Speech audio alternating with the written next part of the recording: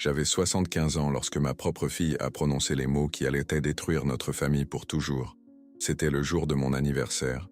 Elle pensait que je ne l'avais pas entendu, mais chaque syllabe a transpercé mon cœur comme une lame glacée. À cet instant précis, j'ai compris que la femme qui se tenait devant moi n'était plus ma fille. C'était une étrangère. Une étrangère qui avait profité de moi pendant des années, qui m'avait vidé de mon argent, de mon énergie, de ma dignité, et qui maintenant souhaitait ma mort.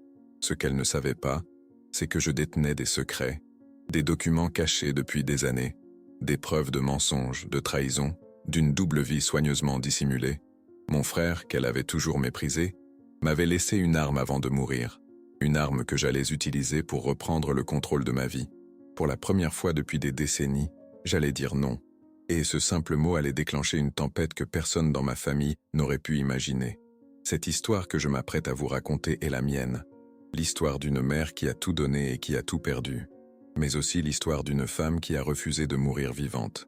Si vous avez déjà ressenti le poids de la trahison familiale, si vous avez déjà été utilisé par ceux que vous aimez le plus, alors vous comprendrez chaque mot que je vais prononcer. Restez avec moi jusqu'à la fin. Vous ne le regretterez pas. Si cette histoire vous touche, n'oubliez pas de suivre la chaîne, de laisser un like et de me dire en commentaire d'où vous nous regardez. Votre soutien compte énormément. J'avais 75 ans lorsque j'ai entendu la phrase qui a transpercé ma poitrine comme un couteau de boucher rouillé. Le plus beau cadeau d'anniversaire que je pourrais recevoir, ce serait que tu meurs enfin. Ma fille a dit cela en regardant le gâteau bon marché qu'elle avait elle-même acheté chez Carrefour, entourée de parents qui riaient, sans percevoir la cruauté cachée derrière son sourire poli. Je n'ai pas pleuré. J'ai simplement avalé ma salive, faisant semblant que cela ne faisait pas mal. Mais à l'intérieur de moi, quelque chose s'est brisé pour toujours, comme une porcelaine de Limoges qui tombe sur le carrelage froid et se fracasse en 1000 morceaux invisibles. C'était un samedi après-midi à Bordeaux. Le ciel était gris, typique de ces journées de novembre où même les vignobles semblent pleurer. J'habitais encore dans le petit appartement de la rue Sainte-Catherine, celui où j'avais élevé ma fille seule après la mort de son père. Les murs gardaient encore l'odeur de cannelle des madeleines que je cuisinais autrefois pour elle, quand elle était petite et qu'elle m'appelait encore « maman » avec tendresse. Mais ce jour-là, dans ce salon où résonnaient des rires faux et des conversations creuses, j'ai compris que ma fille ne me voyait plus comme sa mère. Elle me voyait comme un obstacle, un meuble encombrant qu'on garde par obligation, en attendant qu'il disparaisse. Les invités étaient tous là. Ma sœur Marguerite, venue de Lyon avec son air suffisant. Mon neveu Thomas et sa femme prétentieuse qui portait un foulard Hermès qu'elle n'arrêtait pas de toucher pour être sûre que tout le monde le remarque. Ma belle-sœur Claudette, veuve depuis 10 ans et toujours aussi amère. Et bien sûr le mari de ma fille, Philippe, cet homme aux mains molles et au regard fuyant qui n'a jamais su me regarder dans les yeux. Il parlait de choses insignifiantes, du prix de l'essence, de la nouvelle boulangerie qui avait ouvert près de la place des Quinconces, des vacances qu'il prévoyait à Biarritz l'été prochain. Personne ne me parlait vraiment. Je n'étais qu'un décor, une présence nécessaire pour justifier cette réunion hypocrite qu'ils appelaient « fête d'anniversaire ». Ma fille, Isabelle, a coupé le gâteau avec un couteau dont la lame brillait sous la lumière jaunâtre du lustre. Elle souriait, mais ses yeux étaient froids. Je la connaissais. Je l'avais portée pendant 9 mois. Je l'avais nourrie au sein, je l'avais soignée durant toutes ses maladies d'enfance. Je savais lire dans ses silences, dans la manière dont elle serrait les lèvres quand elle était en colère, dans le petit pli qui se formait entre ses sourcils quand elle mentait. Et ce jour-là, elle mentait. À tous. Elle jouait le rôle de la fille attentionnée, de la femme généreuse qui organisait une fête pour sa vieille mère. Mais derrière cette façade, il y avait quelque chose de sombre, quelque chose que j'avais commencé à sentir des mois auparavant, sans pouvoir mettre de mots dessus. « Maman, fais un vœu !» a-t-elle lancé avec un enthousiasme forcé. J'ai regardé les bougies qui tremblotaient sur le gâteau à la crème artificielle. 75 bougies qu'elle n'avait même pas pris la peine de placer. Il y en avait seulement 7, disposées en cercle comme si j'avais 7 ans et non 75. J'ai fermé les yeux, et à cet instant précis, avant même de souffler, j'ai entendu sa voix. Un murmure qu'elle pensait inaudible destiné à l'oreille de son mari. Mais j'ai toujours eu l'ouïe fine, malgré mon âge. Trop fine, peut-être. Le plus beau cadeau d'anniversaire que je pourrais recevoir, ce serait que tu meurs enfin. Le temps s'est arrêté. Les rires autour de moi sont devenus un bourdonnement lointain. Mon cœur a battu si fort que j'ai cru qu'il allait sortir de ma poitrine. J'ai ouvert les yeux et j'ai vu Philippe qui détournait le regard gêné. Il avait entendu, mais il n'a rien dit. Comme toujours, j'ai soufflé les bougies d'un coup. Tout le monde a applaudi. Ma sœur a pris une photo avec son téléphone. Mon neveu a servi du champagne bon marché. La vie a continué, comme si rien ne s'était passé. Mais moi, je n'étais plus là. Mon corps était assis sur cette chaise inconfortable, mais mon esprit était ailleurs, dans le passé, dans tous ces moments où j'avais sacrifié mes rêves pour elle. Les nuits blanches quand elle était malade, l'argent que j'avais économisé, sou par sou, pour lui payer des études dans une bonne école privée de Bordeaux. Les vacances que je n'avais jamais prises pour qu'elle puisse partir en colonie avec ses amis. Et voilà comment elle me remerciait, en souhaitant ma mort comme cadeau d'anniversaire. Cette nuit-là, quand tout le monde est parti, quand Isabelle et Philippe sont retournés dans leur belle maison de Marcella que je finançais en secret depuis des années, je suis resté seul dans mon appartement silencieux. J'ai rangé les assiettes sales, jeté les restes de gâteaux que personne n'avait vraiment mangés, éteint les lumières, puis je suis allé dans ma chambre. J'ai ouvert l'armoire en bois massif qui avait appartenu à ma grand-mère. L'odeur de lavande et de cèdre s'est échappée comme un souvenir d'enfance. J'ai écarté mes robes noires et grises, celles que je portais depuis que j'étais devenue veuve. Au fond, caché derrière une pile de draps brodés que je n'utilisais plus, se trouvait le cartable en cuir que j'avais acheté il y a 20 ans chez un maroquinier de la rue des Remparts. Mes mains tremblaient en le sortant. Il était lourd, pas à cause de son poids, mais à cause de ce qu'il contenait. J'ai posé le cartable sur mon lit défait et j'ai ouvert la fermeture éclair avec précaution, comme si j'ouvrais une boîte de Pandore. À l'intérieur, il y avait des documents, des papiers jaunis par le temps, des enveloppes cachetées, et au-dessus de tout cela une chemise cartonnée bleue sur laquelle était écrit un seul mot, « Testament ». Personne dans ma famille ne savait, ni mes sœurs, ni mes neveux, encore moins ma fille. Ils pensaient tous que je mourrais pauvre, que je n'avais rien à laisser, que ma vie avait été insignifiante. Mais ils se trompaient. J'ai ouvert la chemise bleue et j'ai sorti les feuillets dactylographiés. Les mots dansaient devant mes yeux fatigués. Je n'avais pas relu ce document depuis des années. Depuis le jour où je l'avais rédigé, peu après la mort de mon mari, dans un moment de lucidité et de peur. Peur de ce qui arriverait à mon héritage. Peur que ma fille, que je commençais déjà à ne plus reconnaître, ne dilapide tout ce pourquoi j'avais travaillé. Le testament était clair. Tout devait aller à Isabelle, la maison de famille à Arcachon que j'avais héritée de mes parents, les économies accumulées pendant 40 ans de travail comme institutrice, les bijoux de ma mère, les actions que mon mari avait achetées avant de mourir, tout. Mais ce soir-là, assise sur mon lit avec ce document entre les mains, j'ai réalisé quelque chose. Je pouvais tout changer. D'un simple trait de plume, je pouvais réécrire le destin de ma famille. Je pouvais punir celles qui souhaitaient ma mort. Je pouvais récompenser ceux qui m'avaient vraiment aimé. J'ai pris mon stylo, celui que mon mari m'avait offert pour nos 20 ans de mariage. Un mont blanc noir avec des initiales gravées. La pointe a effleuré le papier. Mon cœur battait la chamade. Et puis, j'ai hésité, parce que malgré tout, malgré ses mots cruels, malgré son indifférence, c'était toujours ma fille. Le bébé que j'avais bercé pendant des heures.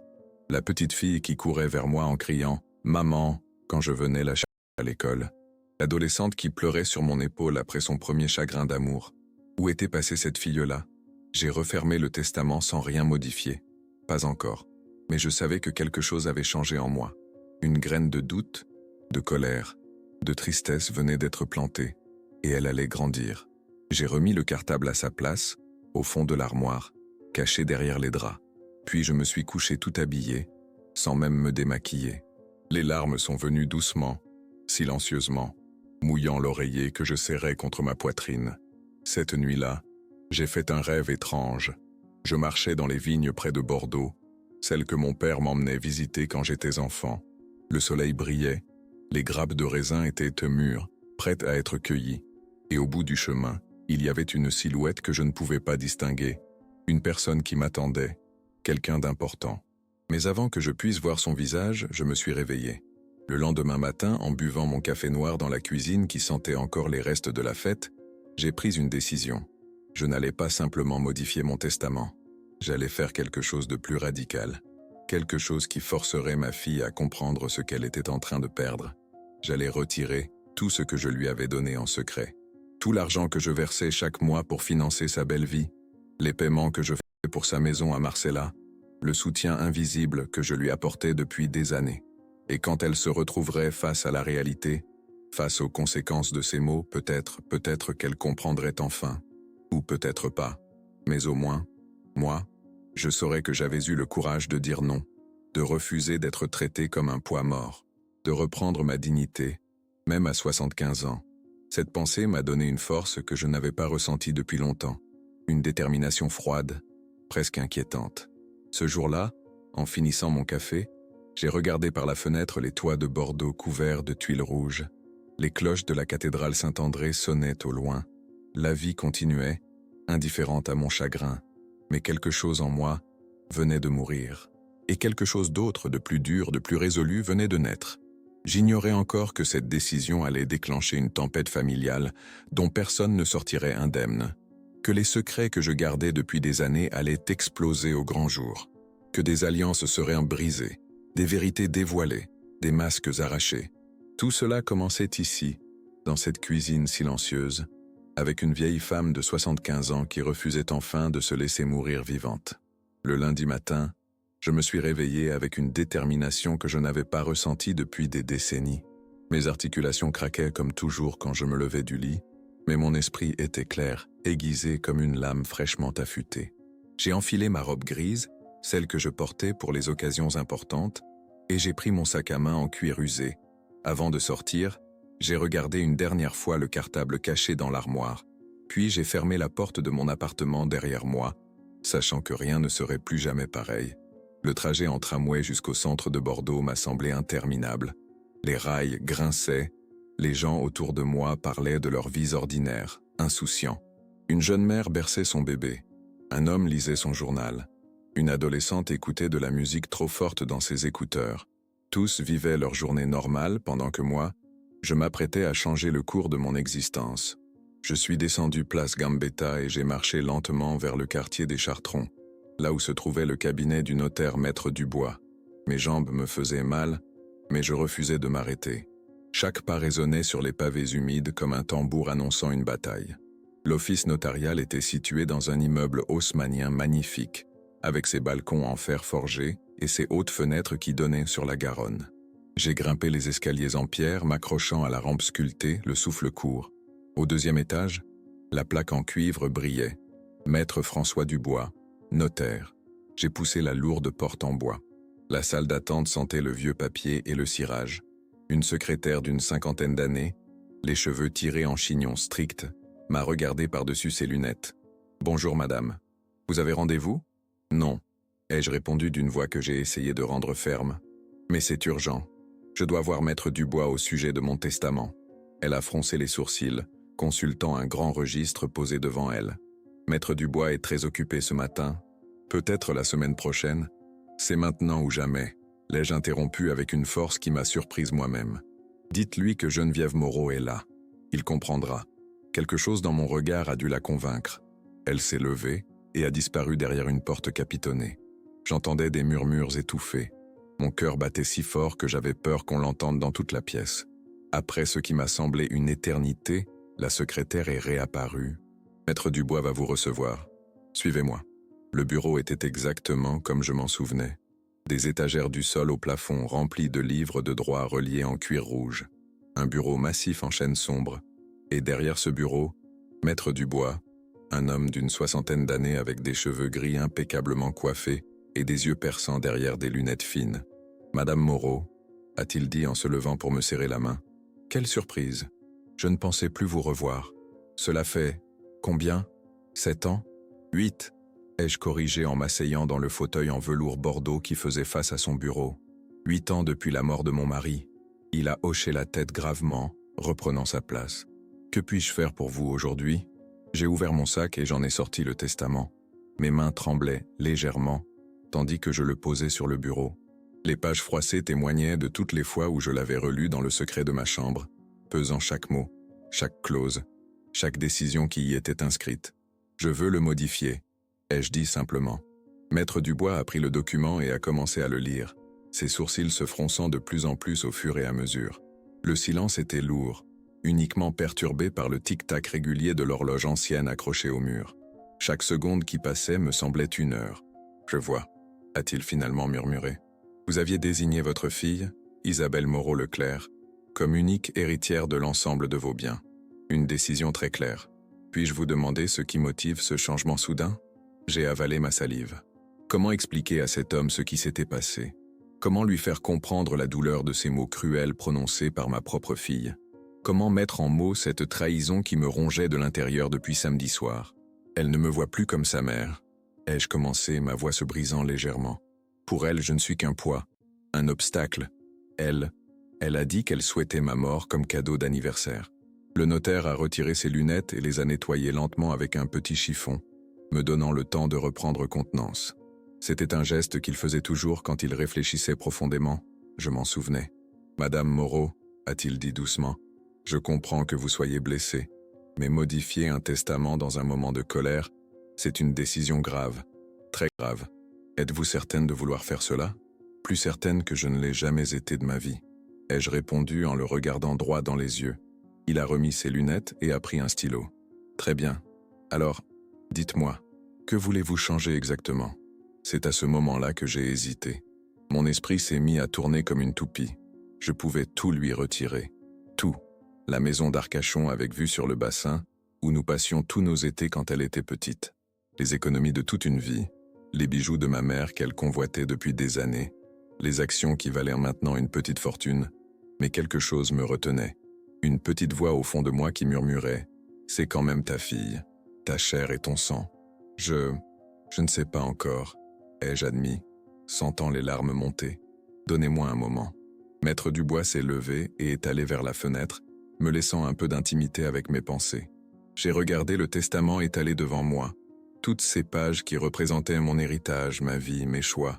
Et puis, j'ai repensé à ce que j'avais découvert il y a 8 ans, ce secret que personne d'autre ne connaissait, ce jour terrible où j'avais trouvé les lettres cachées dans le tiroir du bureau d'Isabelle, juste après les funérailles de son père, des lettres qu'elle n'aurait jamais dû écrire, des mots qui avaient changé à jamais la façon dont je la voyais.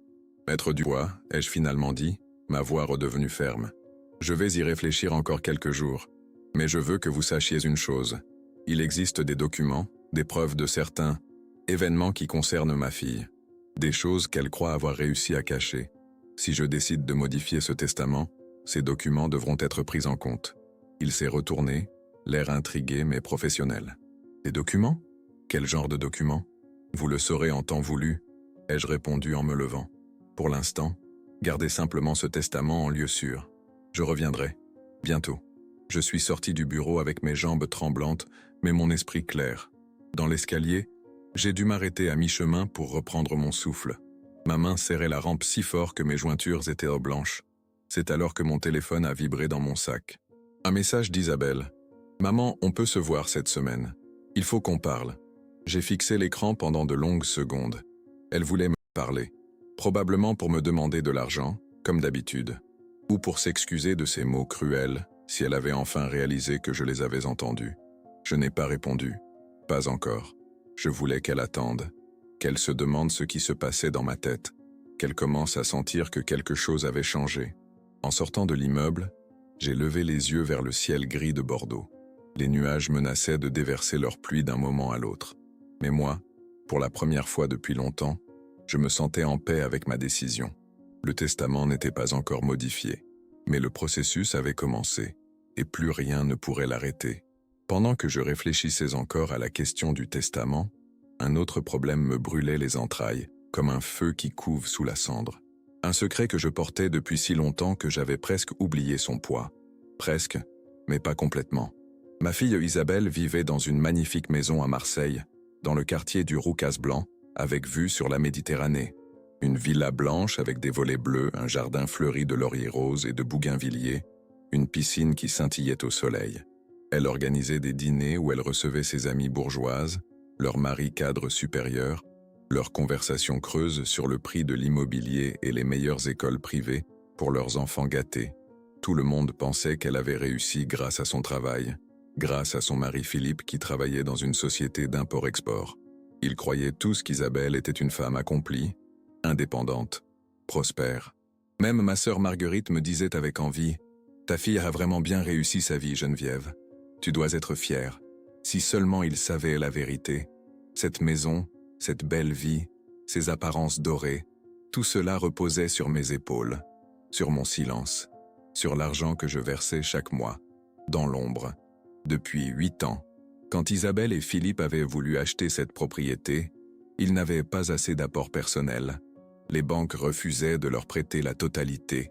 Isabelle était venue me voir un dimanche après-midi, les yeux rouges, prétendant qu'elle allait perdre la maison de ses rêves. Elle avait pleuré dans mes bras comme quand elle était petite. « Maman, aide-moi, s'il te plaît. Juste cette fois.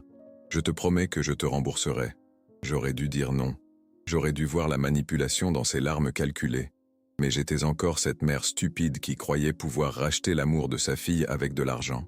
J'avais hypothéqué ma maison d'Arcachon, cette maison qui avait appartenu à mes parents, où j'avais grandi, où j'avais appris à nager dans le bassin, où j'avais connu mon premier baiser. J'avais mis en garantie tous mes souvenirs d'enfance pour que ma fille puisse avoir sa villa avec piscine à Marseille. Et depuis 8 ans, je payais les mensualités. 1200 € par mois, tous les mois, sans faute, prélevés automatiquement sur mon compte à la Caisse d'épargne de Bordeaux et versés directement à la Banque de Marseille, qui finançait l'achat de leur maison. Isabelle ne m'avait jamais remboursé un centime. Elle avait même cessé de me remercier après la première année. Elle était passée à autre chose, comme si cet argent tombait du ciel, comme si je n'existais pas. Mais après avoir entendu ces mots cruels samedi soir, après avoir tenu mon testament entre mes mains tremblantes, j'avais pris une décision radicale.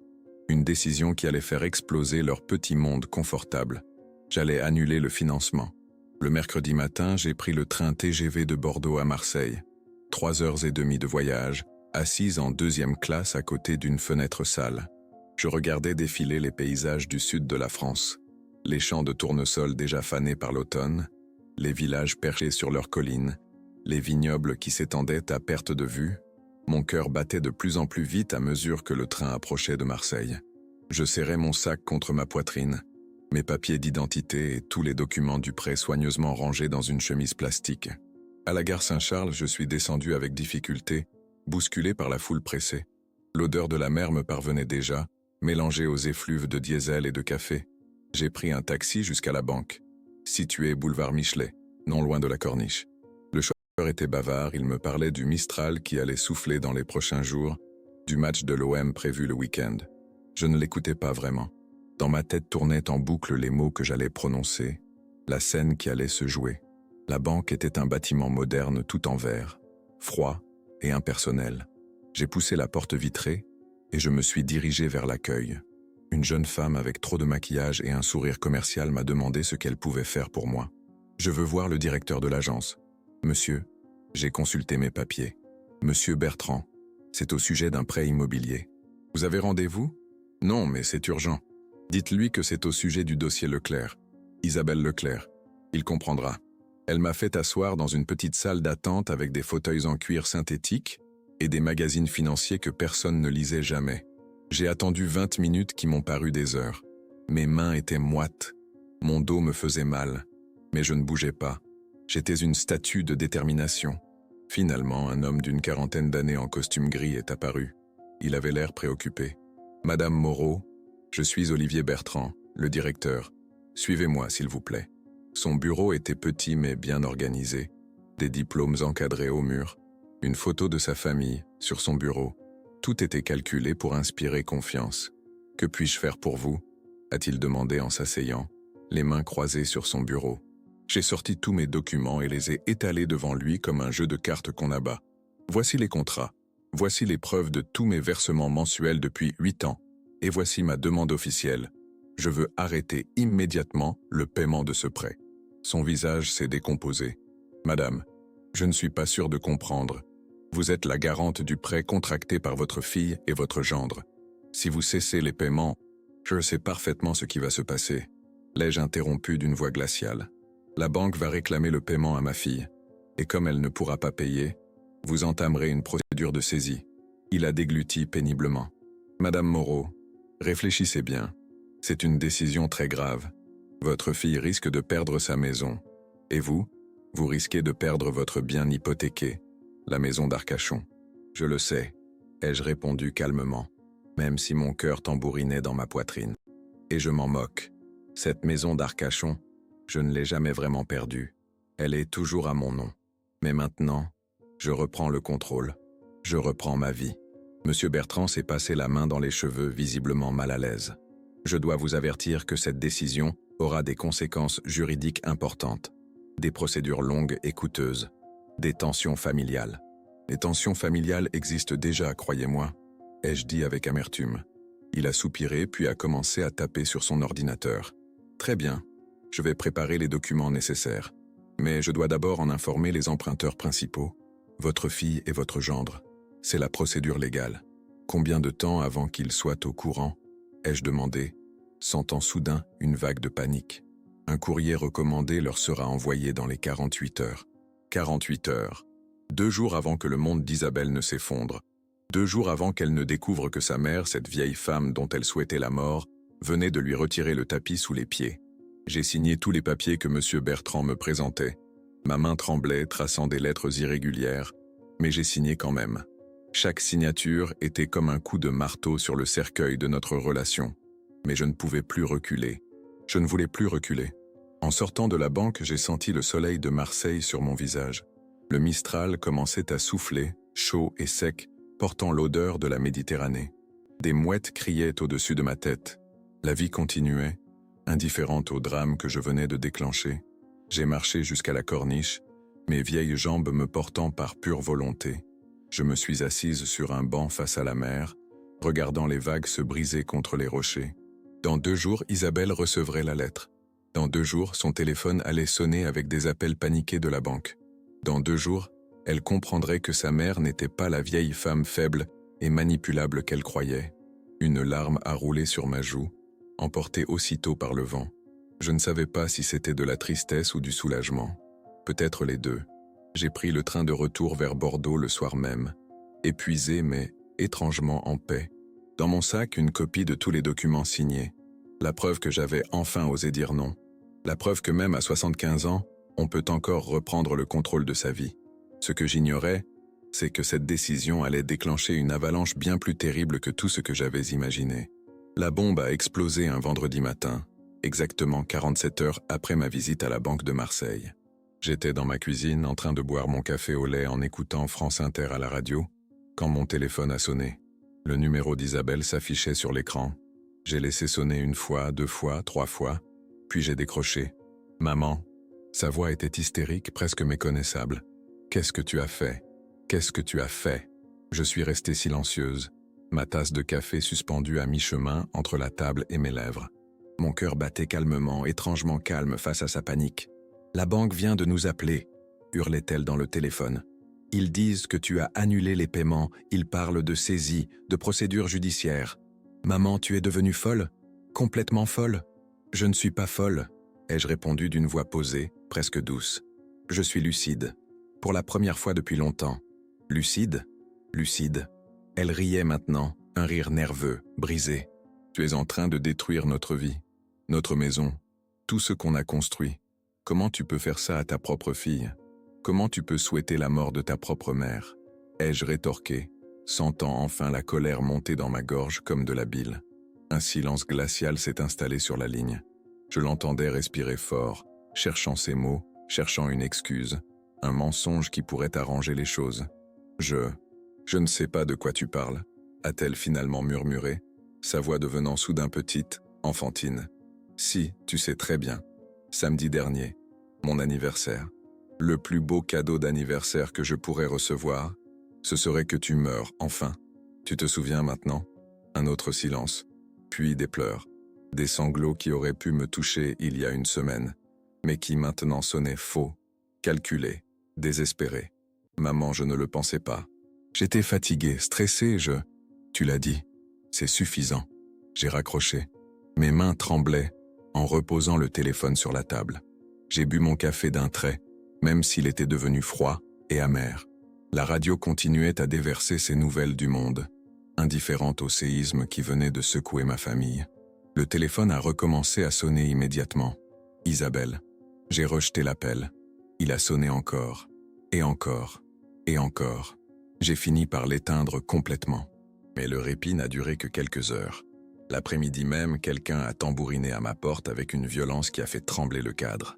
J'ai regardé par le Judas et j'ai vu Philippe, le mari d'Isabelle, le visage rouge de colère. « Ouvrez, Geneviève, ouvrez cette porte immédiatement. » J'ai hésité, puis j'ai ouvert, mais j'ai laissé la chaîne de sécurité. Philippe me regardait avec une fureur que je ne lui avais jamais vue. Lui, habituellement si mou, si effacé, était transformé en bête enragée. « Vous vous rendez compte de ce que vous avez fait ?» a-t-il craché, son haleine sentant l'alcool et la cigarette. « Vous allez nous faire perdre notre maison. Nos enfants vont se retrouver à la rue. C'est ça que vous voulez? Vos enfants ?» ai-je répliqué froidement. Isabelle n'a pas d'enfants. Ne mentez pas pour dramatiser la situation. Il a serré les poings, et pendant un instant j'ai eu peur qu'il défonce la porte. « Vous êtes une vieille folle égoïste? Après tout ce qu'on a fait pour vous, tout ce que vous avez fait pour moi, ma voix est montée malgré moi. C'est moi qui ai payé votre maison pendant 8 ans. 8 années de sacrifice pendant que vous viviez comme des princes. Et vous osez me dire que vous avez fait quelque chose pour moi ?» Philippe a reculé, déstabilisé par ma réaction. Il n'avait jamais vu cette version de moi. La Geneviève qui disait enfin la vérité, qui ne baissait plus les yeux, qui refusait d'être traitée comme un distributeur automatique de billets. « Vous allez le regretter », a-t-il murmuré menaçant. « On ne va pas laisser passer ça. Faites ce que vous voulez. » ai-je répondu en refermant la porte au nez. J'ai titubé jusqu'au canapé et je me suis effondré, mes jambes ne me portant plus. Mon corps entier tremblait.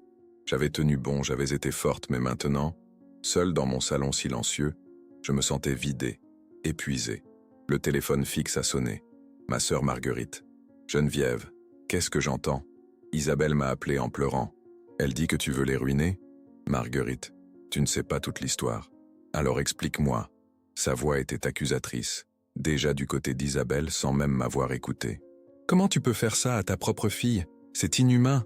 Elle a dit qu'elle souhaitait ma mort. Un silence. Puis, elle était peut-être juste en colère. Les gens disent des choses qu'ils ne pensent pas. Alors pourquoi je n'aurais pas le droit d'agir d'une façon que je ne pensais pas? Ai-je rétorqué. Ce n'est pas pareil. Tu es sa mère. Tu dois être l'adulte. J'ai 75 ans, Marguerite. J'ai été l'adulte toute ma vie. J'en ai assez. Elle a raccroché sans même me dire au revoir. Une de plus qui me tournait le dos. Les jours suivants ont été un déluge d'appels, de messages, de visites non désirées. Mon neveu Thomas est venu, prétendant vouloir médier le conflit, mais en réalité essayant de me convaincre de revenir sur ma décision. Ma belle-sœur Claudette m'a laissé un message vocal de 15 minutes où elle m'accusait de détruire l'honneur de la famille Moreau. Même des gens que je connaissais à peine se sont permis de me juger. La voisine du 3e étage, Madame Fontaine, m'a arrêté dans l'escalier pour me dire qu'elle avait entendu parler de mes problèmes familiaux et qu'une mère ne devrait jamais abandonner son enfant. « Je n'abandonne personne », ai-je répondu en continuant à monter les marches. Je reprends simplement ce qui m'appartient. Mais le pire, le plus douloureux, est arrivé 1 semaine après l'annulation du financement. J'ai trouvé une lettre glissée sous ma porte.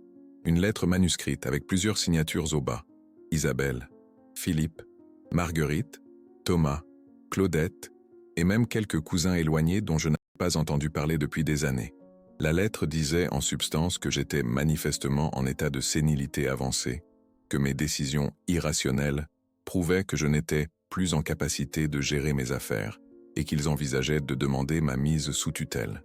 Mes mains ont froissé le papier. Mes yeux se sont remplis de larmes brûlantes. Ils voulaient me faire déclarer incapable. Ils voulaient me retirer le contrôle de ma propre vie, de mon propre argent, de mes propres décisions. C'était donc ça, leur amour familial. Tant que je payais, j'étais une mère merveilleuse, une grand-mère attentionnée, une sœur généreuse. Mais dès que j'osais dire non, je devenais une vieille folle qu'il fallait enfermer. Cette nuit-là, je n'ai pas dormi. J'ai repensé à toutes ces années passées à me sacrifier pour eux, à tous ces Noëls où j'achetais les cadeaux les plus chers pour mes nièces et neveux, à tous ces repas de famille où je cuisinais pendant des jours pour qu'ils puissent s'empiffrer sans même me remercier, à toutes ces fois où j'avais prêté de l'argent qui n'avait jamais été remboursé. Et maintenant, ils voulaient me punir, me briser, m'effacer. Mais ce qu'ils ne savaient pas, c'est que je gardais encore un secret. Un secret enfoui depuis des années dans une boîte à chaussures, au fond de mon placard. Des lettres qui pouvaient tout changer. Des mots écrits de la main de quelqu'un qui avait voulu me protéger, me prévenir. Des lettres de mon frère Auguste, mort il y a 10 ans dans l'indifférence générale de la famille. J'ai allumé la lampe de chevet et je suis allé chercher la boîte. Mes mains tremblaient en soulevant le couvercle poussiéreux. Les enveloppes jaunies étaient toujours là, avec l'écriture tremblante de mon frère malade. J'en ai sorti une au hasard et j'ai commencé à lire. Les mots dansaient devant mes yeux fatigués, mais leur sens était clair, tranchant comme une lame. Ma chère Geneviève, je t'écris cette lettre car je sais que je vais bientôt mourir. Et avant de partir, je dois te dire la vérité sur ta fille. La lettre tremblait entre mes doigts, comme une feuille morte au vent d'automne. L'écriture d'Auguste était devenue presque illisible vers la fin de sa vie, quand la maladie avait rongé ses forces, mais je pouvais encore déchiffrer chaque mot, chaque mise en garde qu'il avait voulu me transmettre avant de mourir. Ma chère Geneviève, je t'écris cette lettre car je sais que je vais bientôt mourir, et avant de partir, je dois te dire la vérité sur ta fille. Une vérité que j'ai découverte par hasard, mais que je ne peux pas emporter dans ma tombe. Tu mérites de savoir. Je me souvenais parfaitement du jour où Auguste m'avait remis ces lettres. C'était 3 semaines avant sa mort, dans sa chambre d'hôpital à Limoges. Il était émacié, jaune comme un citron, les yeux enfoncés dans leurs orbites. Le cancer du pancréas ne lui laissait aucune chance. Les médecins lui donnaient un quelques jours, peut-être une semaine tout au plus. J'étais venu seul lui rendre visite. Isabelle avait refusé de m'accompagner, prétextant qu'elle ne supportait pas de voir les malades. En vérité, elle avait toujours détesté Auguste. Mon frère était pauvre, sans éducation, un ouvrier qui avait passé sa vie à travailler dans les usines de porcelaine. Pour Isabelle, il représentait tout ce qu'elle méprisait. L'échec social, la pauvreté assumée, l'absence d'ambition. Ce jour-là, Auguste m'avait serré la main avec une force surprenante pour un mourant. « Geneviève, prends ces lettres. Ne les lis que quand tu en auras vraiment besoin. Tu sauras quand le moment sera venu. » Il avait toussé, un râle horrible qui faisait trembler tout son corps décharné. Et surtout, ne fais pas confiance à Isabelle, jamais. Elle te détruira si tu lui en donnes l'occasion. J'avais cru qu'il délirait, que la morphine et la douleur lui faisaient dire n'importe quoi. J'avais pris les lettres pour lui faire plaisir, pour apaiser ses dernières heures, mais sans vraiment y prêter attention. Je les avais rangées dans cette boîte à chaussures et je les avais oubliées pendant 10 ans, jusqu'à ce soir. Mes mains tremblaient en continuant la lecture. La lumière de ma lampe de chevet créait des ombres dansantes sur les murs de ma chambre. Dehors, Bordeaux dormait. Mais moi, j'étais plus éveillé que jamais. Il y a 2 ans, j'ai croisé Isabelle par hasard à Limoges. Elle ne m'a pas vu. Elle était avec un homme que je ne connaissais pas, dans un restaurant chic près de la gare. Ils s'embrassaient. Ce n'était pas Philippe. J'ai d'abord pensé que je m'étais trompé, que ce n'était pas ta fille. Mais non, c'était bien elle. Je reconnaîtrais n'importe où cette façon qu'elle a de rejeter ses cheveux en arrière quand elle rit. Mon cœur s'est serré. Auguste avait écrit cela il y a 10 ans. Ce qui voulait dire qu'Isabelle trompait Philippe depuis au moins 12 ans. Peut-être plus. Je me suis renseigné discrètement. L'homme s'appelait Vincent Dumas, un promoteur immobilier de Toulouse. Marié, 3 enfants. Un requin d'après ce que j'ai entendu. Le genre d'homme qui ruine des familles pour construire des immeubles. Je me souvenais vaguement de ce nom. Vincent Dumas. Isabelle l'avait mentionné une fois, il y a longtemps, en disant que c'était un contact professionnel. Philippe travaillait dans l'import-export, mais Isabelle s'occupait de consulting, un mot vague qu'elle utilisait pour décrire une activité que je n'avais jamais vraiment comprise. Ce qui m'inquiète le plus, Geneviève, ce n'est pas l'adultère, ce sont les affaires. J'ai continué à observer, à poser des questions. Vincent Dumas et Isabelle ont monté ensemble une société offshore, basée au Luxembourg. Ils achètent des biens immobiliers en difficulté, les revendent avec une marge énorme. Des arnaques légales, mais des arnaques quand même. Mes yeux se sont écarquillés. Ma fille était impliquée dans des combines financières, elle qui se prétendait si vertueuse, si respectable. Et le pire, ma petite sœur, c'est qu'elle utilise ton argent. L'argent que tu lui donnes pour l'aider. Elle ne l'utilise pas pour payer ses factures ou sa maison. Elle l'investit dans ses combines. Tu finances sans le savoir des opérations douteuses qui enrichissent des escrocs. La lettre m'a échappé des mains. Je suis restée assise là, dans mon lit, incapable de bouger, incapable de penser. Tout tournait autour de moi comme si j'étais sur un manège qui allait trop vite. Isabelle, ma fille, ma petite fille qui autrefois me dessinait des cœurs sur des feuilles de papier. Cette même enfant était devenue une manipulatrice, une menteuse, peut-être même une criminelle. J'ai ramassé la lettre, Et j'ai continué à lire, les larmes brouillant ma vision. Je voulais te le dire en personne, mais chaque fois que j'essayais, tu défendais Isabelle.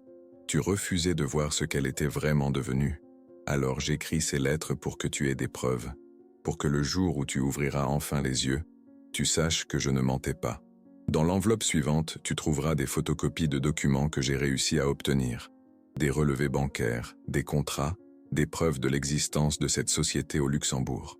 Je les ai eus par un ami qui travaille dans l'administration fiscale. Ce n'est pas tout à fait légal de ma part, mais je m'en fiche. Je meurs de toute façon. Utilise ces preuves si tu en as besoin un jour. Si Isabelle essaye de te détruire, montre-lui que tu sais. Montre-lui que son petit château de mensonges peut s'effondrer en un instant. Prends soin de toi, ma petite sœur. Tu as toujours été trop bonne, trop généreuse. Le monde profite des gens comme toi. Mais peut-être qu'un jour tu apprendras à te défendre. J'espère juste que ce jour viendra avant qu'il ne soit trop tard. Ton frère qui t'aime, Auguste. J'ai pleuré cette nuit-là comme je n'avais pas pleuré depuis la mort de mon mari. Des sanglots profonds, violents, qui me déchirèrent la poitrine. Tout ce en quoi j'avais cru s'effondrait. Ma fille n'était pas celle que je pensais. Elle ne l'avait peut-être jamais été. Avec des mains tremblantes, j'ai ouvert la deuxième enveloppe.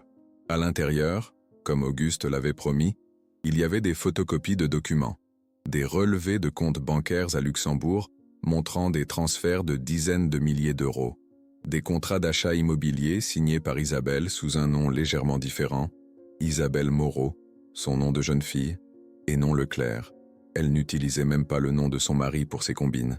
Comme si elle voulait le tenir à l'écart ou peut-être qu'il était au courant et complice. Je ne savais plus. Il y avait aussi des photos floues, prises de loin, mais reconnaissables. Isabelle et cet homme, Vincent Dumas, sortant ensemble d'un hôtel à Toulouse. Isabelle signant des papiers dans un bureau luxueux. Isabelle levant une coupe de champagne avec des gens que je ne connaissais pas. Tous en costume cher. Tous avec ce sourire de requin qui ont réussi un bon coup.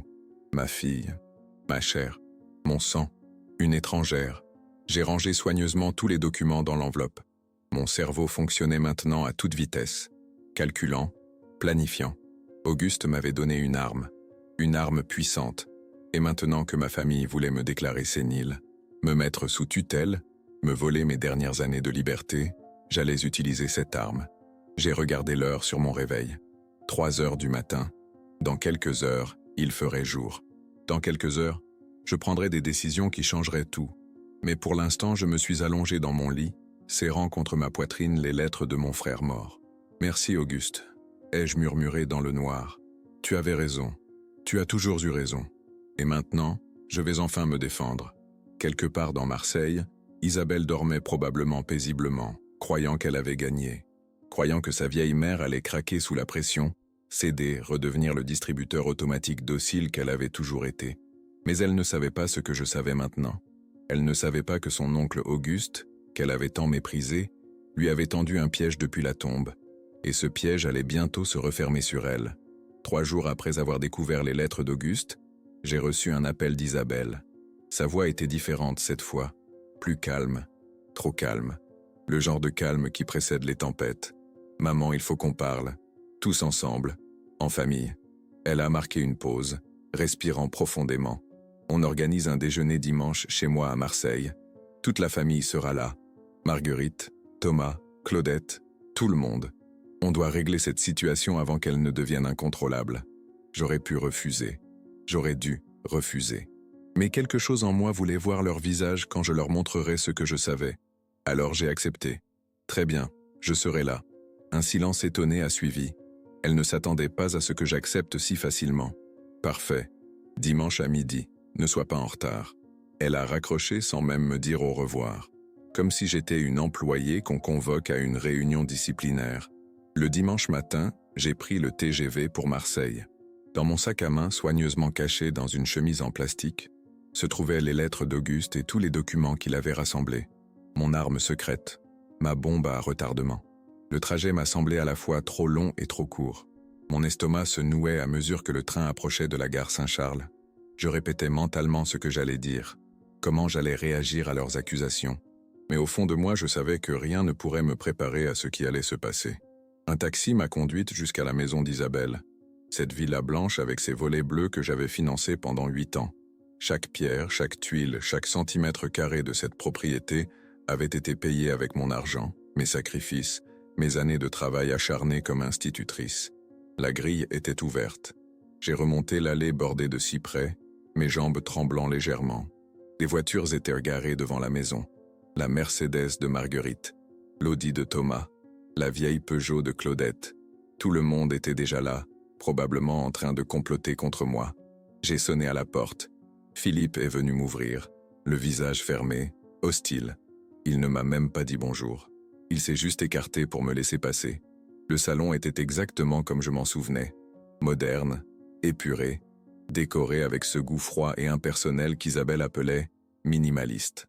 Des canapés blancs immaculés, des tableaux abstraits au mur, une grande baie vitrée donnant sur la piscine et la mer au loin.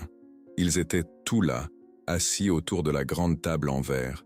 Isabelle au bout, comme une juge présidant un tribunal. Marguerite à sa droite, les bras croisés, l'air réprobateur. Thomas et sa femme prétentieuse avec son éternel foulard Hermès. Claudette qui me regardait avec un mélange de pitié et de mépris.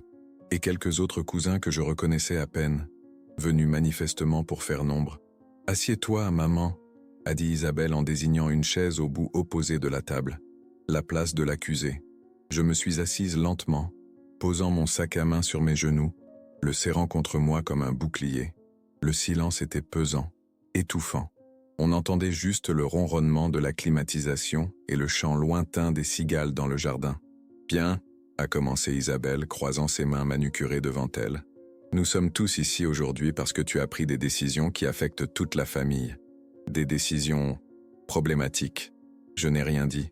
Je l'ai juste regardée, attendant de voir jusqu'où elle irait.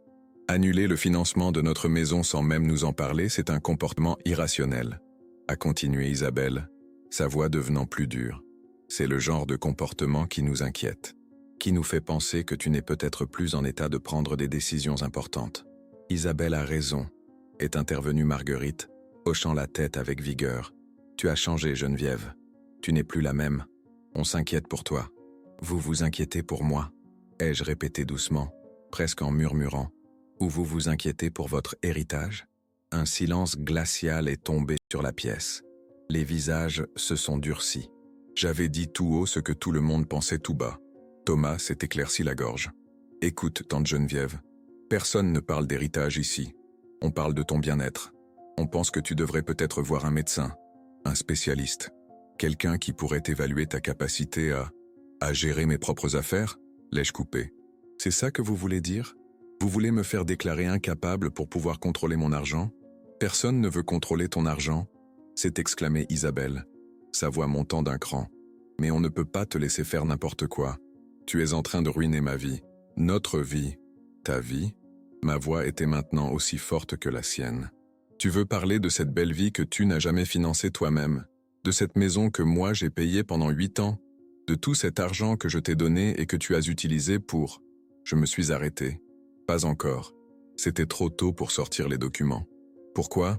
a demandé Philippe, suspicieux. « Qu'est-ce que tu insinues ?»« Rien, ai-je répondu, baissant les yeux sur mon sac. « Rien du tout. » Isabelle s'est levée brusquement, faisant grincer sa chaise sur le carrelage. Elle a fait le tour de la table et s'est plantée devant moi, les mains sur les hanches. « Écoute-moi bien, maman. » Son visage était à quelques centimètres du mien. Je pouvais sentir son parfum cher, voir la colère dans ses yeux. « Si tu ne reviens pas sur ta décision concernant le financement, si tu ne signes pas un document nous redonnant accès à ton compte, nous n'aurons pas d'autre choix que de demander ta mise sous tutelle. Tu n'oserais pas, ai-je murmuré, sentant mon cœur battre à tout rompre. Oh, si j'oserais. Elle s'est redressée, triomphante. Nous avons déjà consulté un avocat. Nous avons des témoignages de voisins qui disent que tu es confuse, que tu oublies des choses. Nous avons cette lettre que tu as envoyée à la banque pleine d'incohérences. Nous avons assez de preuves pour convaincre un juge que tu n'es plus apte à gérer tes affaires. Mon sang s'est glacé. Ils étaient allés si loin. Ils avaient vraiment comploté dans mon dos, rassemblé de fausses preuves, manipulé la situation pour me faire passer pour folle. Mais je n'étais pas folle. Et j'avais mes propres preuves. J'ai ouvert mon sac à main et j'en ai sorti la chemise en plastique. Tous les regards se sont tournés vers moi. Le silence est devenu encore plus lourd, presque palpable. « Vous voulez des preuves ?» ai-je dit d'une voix tremblante mais déterminée. Parlons de preuves. J'ai posé la chemise sur la table en verre avec un bruit sourd qui a résonné dans toute la pièce. Isabelle a froncé les sourcils, intriguée malgré elle. « Qu'est-ce que c'est » a-t-elle demandé. « Ouvre » ai-je simplement répondu. Elle a hésité, puis a tendu la main vers la chemise. Ses doigts ont tremblé légèrement quand elle a soulevé le rabat. Elle a sorti les premiers documents, les a regardés rapidement, puis son visage a changé. Toute couleur a disparu de ses joues. Ses yeux se sont écarquillés. Ses mains se sont mises à trembler violemment. « Non » a-t-elle murmuré. « Non, ce n'est pas possible. »« Comment » Philippe s'est approché pour voir ce qu'elle regardait. Son visage aussi s'est décomposé. « Où tu tiens ça » a sifflé Isabelle, me regardant avec une expression que je ne lui avais jamais vue. De la peur, de la vraie peur, de quelqu'un qui t'aimait plus que tu ne le méritais, ai-je répondu calmement. De quelqu'un que tu as méprisé toute ta vie. Ton oncle Auguste. Il savait tout, Isabelle. Tout. Marguerite s'est levée. Qu'est-ce qui se passe? Qu'est-ce qu'il y a dans ces papiers? Mais Isabelle ne répondait pas. Elle fixait les documents comme si c'étaient des serpents venimeux. Des relevés bancaires du Luxembourg. Des photos d'elle avec Vincent Dumas. Des preuves de sa double vie, de ses mensonges, de ses combines. Si vous essayez de me faire déclarer incapable, ai-je dit d'une voix qui ne tremblait plus, ces documents iront directement aux autorités fiscales, à la police, aux journaux. Tout le monde saura qui est vraiment Isabelle Moreau-Leclerc. Le silence qui a suivi était assourdissant. Personne ne bougeait, personne ne respirait. J'avais gagné, pour l'instant. Isabelle a laissé tomber les documents sur la table comme s'ils lui brûlèrent les mains. Son visage était devenu d'une pâleur cadavérique. Philippe s'est effondré sur une chaise, la tête entre les mains.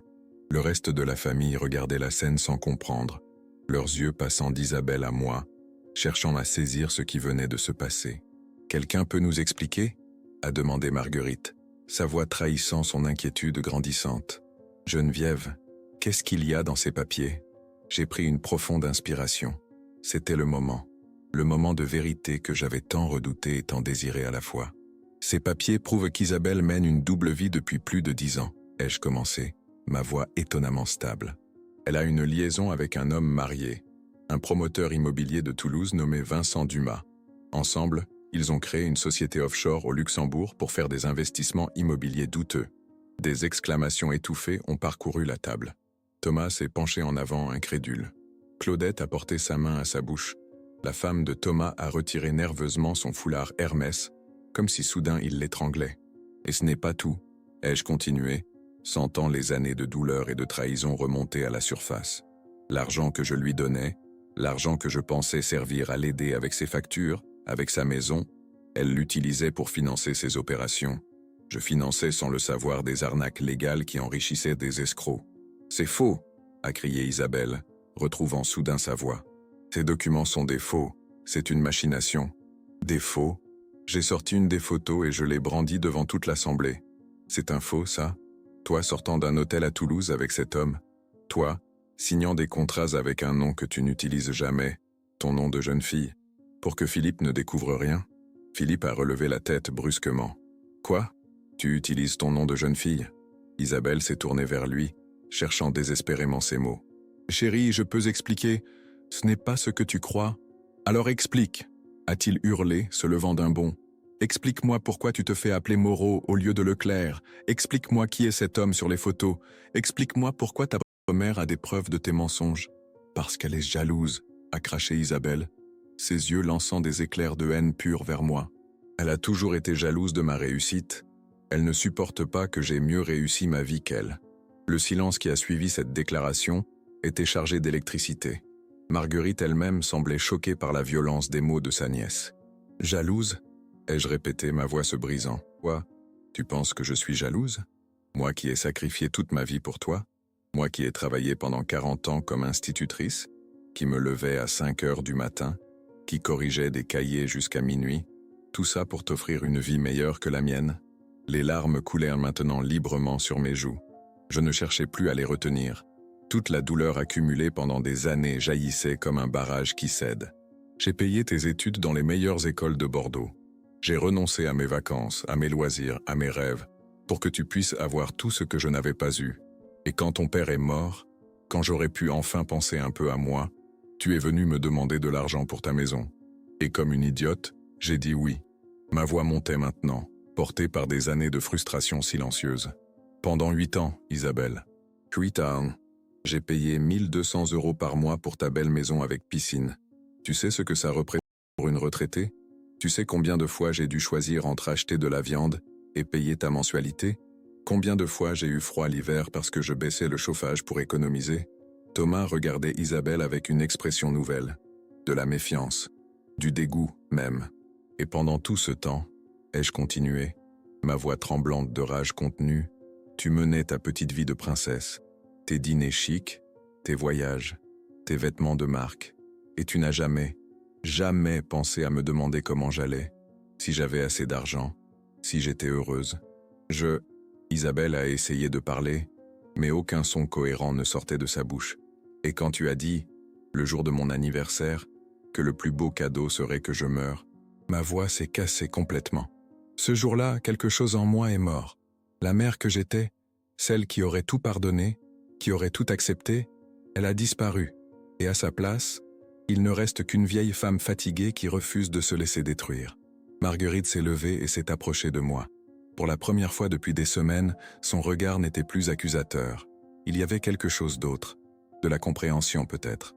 Ou de la honte. « Isabelle » a-t-elle dit doucement. « C'est vrai? Tu as vraiment dit ça à ta mère ?» Isabelle a détourné les yeux. Son silence était une confession. « Mon Dieu » a murmuré Claudette. « Comment peut-on dire une chose pareille à sa propre mère ?»« Vous ne comprenez pas » a explosé Isabelle se tournant vers toute l'assemblée. « Elle me contrôle depuis toujours. Elle utilise l'argent pour me manipuler, pour me garder sous son emprise. Je te contrôle ?» J'ai ri, un rire amer, brisé. « Je t'ai donné de l'argent sans rien demander en retour. Jamais. Pas une seule fois je ne t'ai rappelé ce que je faisais pour toi. Pas une seule fois je ne t'ai réclamé un remboursement. Et tu appelles ça du contrôle ?» J'ai ramassé les documents éparpillés sur la table et je les ai remis dans la chemise plastique avec des gestes lents, mesurés. « Mais tu as raison sur un point, » ai-je continué. « Tout ça s'arrête maintenant. Je ne te contrôlerai plus, parce que je ne te donnerai plus rien. Plus un centime, plus un regard, plus une larme. » J'ai sorti de mon sac une autre enveloppe.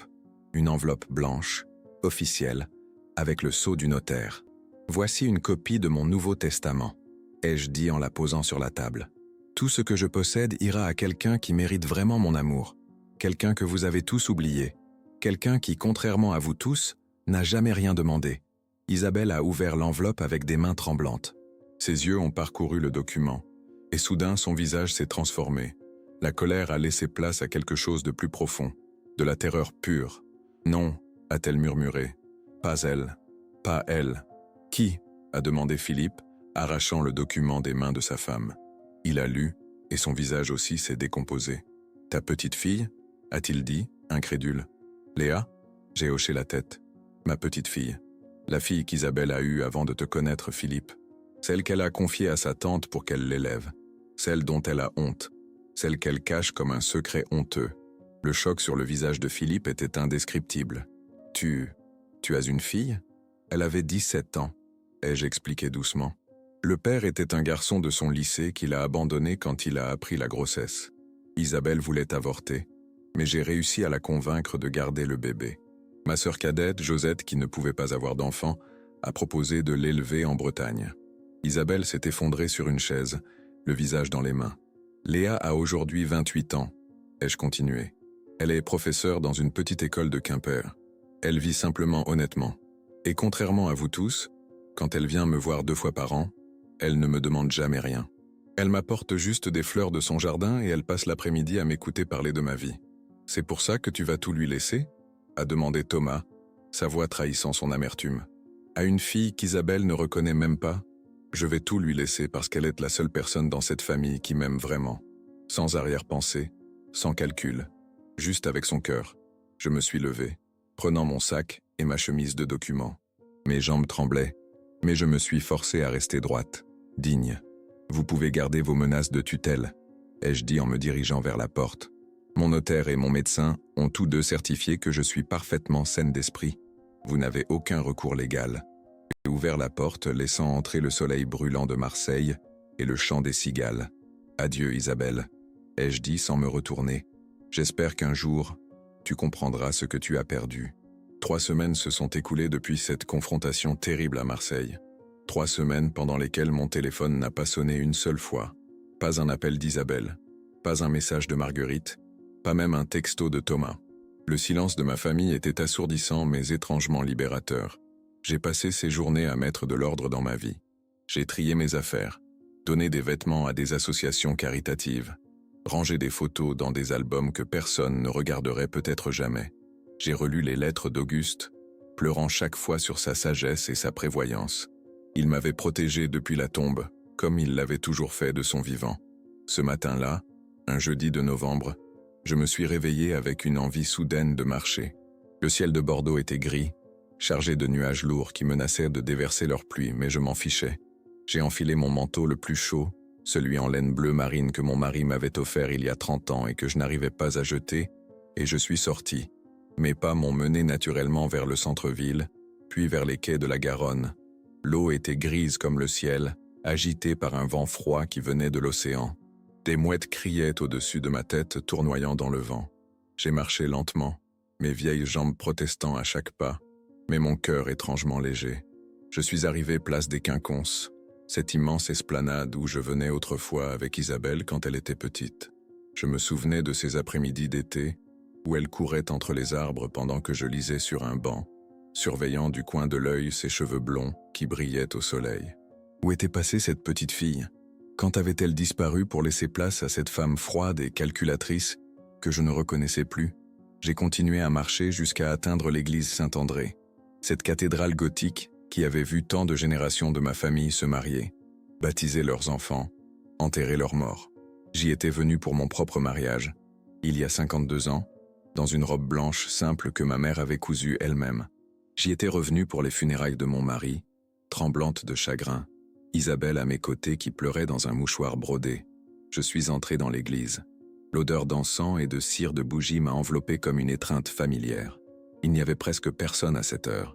Juste une vieille femme agenouillée devant une statue de la Vierge Marie, ses lèvres bougeant en prière silencieuse, et un prêtre qui arrangeait des fleurs près de l'autel. Je me suis assise sur un banc du fond. Le bois était froid et dur sous mes cuisses. J'ai levé les yeux vers les vitraux colorés qui racontaient des histoires bibliques que je connaissais par cœur depuis l'enfance. La lumière grise du jour traversait les verres teintés, créant des ombres dansantes sur les murs de pierre. Et là, dans ce silence sacré, j'ai pleuré. Pas des sanglots bruyants, mais des larmes silencieuses qui coulaient librement, mouillant mon col.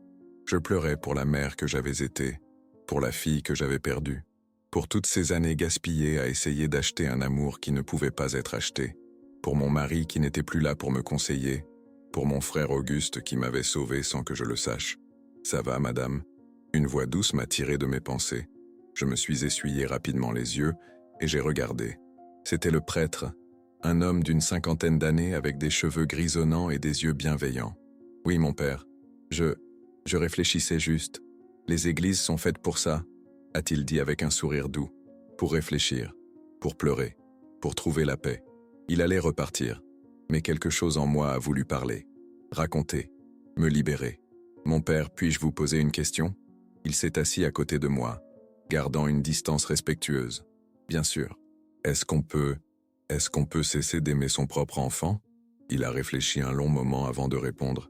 Je pense qu'on ne cesse jamais vraiment d'aimer. Mais parfois, on doit choisir de s'aimer soi-même d'abord, même quand cet amour-propre signifie prendre de la distance avec ceux qui nous font du mal. Ces mots ont résonné en moi comme une cloche. C'était exactement ce que j'avais fait. J'avais choisi de m'aimer moi-même pour la première fois de ma vie. « Merci, mon père », ai-je murmuré. Je suis sorti de l'église un peu plus tard, le cœur plus léger malgré la pluie qui commençait à tomber. De fines gouttes froides qui mouillaient mon visage et se mêlaient aux larmes séchées sur mes joues. Je suis retourné lentement vers mon appartement. En passant devant une petite boutique de fleuriste rue Sainte-Catherine, j'ai vu des hortensias bleues dans la vitrine, les fleurs préférées de ma mère. Sans vraiment réfléchir, je suis entré et j'en ai acheté un bouquet. De retour chez moi, j'ai mis les fleurs dans un vase en cristal que je gardais habituellement pour les grandes occasions. Puis je me suis préparé un thé, j'ai allumé la radio, et je me suis assise près de la fenêtre regardant la pluie tomber sur les toits de Bordeaux. Mon téléphone a vibré. Un message. Mon cœur a fait un bond. Était-ce Isabelle? Avait-elle enfin compris? Voulait-elle s'excuser? Mais non, c'était Léa, ma petite fille. Grand-mère, je viens te voir ce week-end. J'ai 2 jours de congé. Je t'apporte des crêpes bretonnes et du cidre. Je t'aime. Un sourire a étiré mes lèvres pour la première fois depuis des semaines. Léa, cet enfant que sa mère avait abandonné mais qui était devenue la plus belle chose de ma vie. Cette jeune femme qui m'appelait chaque semaine juste pour savoir comment j'allais, qui m'envoyait des cartes postales de Bretagne avec des mots doux écrits à la main, qui me disait « je t'aime » sans rien attendre en retour. Elle ne savait pas encore qu'elle était mon unique héritière. Je le lui dirai ce week-end. Je lui expliquerai tout. Elle protesterait probablement, dirait que c'est trop, que sa mère devrait hériter. Mais je lui ferai comprendre. Je lui raconterai l'histoire de ces derniers mois, les mots cruels, les trahisons, les mensonges, et je lui dirai pourquoi elle méritait tout ce que j'avais à donner. La pluie tombait de plus en plus fort maintenant. Le ciel était presque noir, mais dans mon cœur il y avait une clarté nouvelle, une paix que je n'avais pas ressentie depuis des années. Ma fille avait voulu que je meure comme cadeau d'anniversaire. Elle pensait que ma mort lui apporterait la liberté, l'argent, le bonheur. Mais en réalité, c'est moi qui lui avais donné le cadeau le plus difficile qui soit, la vérité. La vérité sur qui elle était vraiment. La vérité sur ce qu'elle avait perdu en choisissant la cupidité plutôt que l'amour. Et maintenant, elle allait devoir vivre avec cette vérité. Vivre en sachant que sa mère l'avait vue telle qu'elle était. Vivre en sachant qu'elle avait tout gâché par sa propre cruauté. C'était mon dernier cadeau pour elle. Un cadeau empoisonné peut-être, mais un cadeau quand même. Le cadeau de la lucidité. Le cadeau de la conséquence. J'ai bu mon thé lentement, savourant chaque gorgée. Dehors, Bordeaux continuait de vivre, indifférente à mon petit drame familial. Les gens couraient sous la pluie. Les voitures klaxonnaient dans les rues embouteillées. La vie continuait. Et moi aussi, je continuais. À 75 ans, j'avais enfin appris la leçon la plus importante. On ne peut pas forcer quelqu'un à nous aimer. On ne peut pas acheter l'affection. On ne peut pas mendier le respect. Tout ce qu'on peut faire, c'est s'aimer soi-même suffisamment pour savoir quand il est temps de partir, de fermer la porte, de dire non. Et c'est exactement ce que j'avais fait. Mon téléphone a vibré à nouveau. Cette fois, c'était bien Isabelle. « Maman, il faut qu'on parle. S'il te plaît. » J'ai regardé le message pendant une longue minute. Puis, calmement, sans colère, sans tristesse, j'ai effacé le message et j'ai bloqué son numéro. C'était fini. Vraiment fini. J'ai levé ma tasse de thé vers la fenêtre comme pour porter un toast à la pluie, au ciel gris, à cette nouvelle vie qui commençait. À la liberté, ai-je murmuré. Enfin, voilà mon histoire. L'histoire d'une mère qui a dû choisir entre continuer à se sacrifier ou enfin s'aimer elle-même. Certains diront que j'ai été trop dur, que j'aurais dû pardonner, que le sang est plus épais que l'eau. Mais moi, je vous pose cette question. Jusqu'où doit-on accepter d'être blessé par ceux qu'on aime? À quel moment a-t-on le droit de dire que c'est assez? Quand quelqu'un vous souhaite la mort, même si c'est votre propre enfant, n'avez-vous pas le droit de vous protéger? Réfléchissez-y. Si vous étiez à ma place, qu'auriez-vous fait? J'ai appris une chose essentielle dans cette épreuve. L'amour ne se mendie pas, il se mérite. On ne peut pas forcer quelqu'un à nous aimer en lui donnant tout ce qu'on possède. Parfois, la plus grande preuve d'amour qu'on puisse s'offrir à soi-même, c'est de savoir partir, de fermer la porte aux personnes toxiques, même quand elles portent notre nom de famille. Aujourd'hui, à 75 ans, je vis enfin pour moi, et je ne regrette rien. Si cette histoire vous a touché, si elle a résonné avec votre propre expérience, n'hésitez pas à la partager avec ceux qui en ont besoin. Suivez notre chaîne pour plus d'histoires vraies qui touchent le cœur. Laissez un like si vous pensez que j'ai fait le bon choix, et dites-moi en commentaire ce que vous auriez fait à ma place. Vos mots comptent énormément pour moi. Merci de m'avoir écouté jusqu'au bout. Prenez soin de vous et n'oubliez jamais, vous méritez d'être aimé tel que vous êtes, sans condition.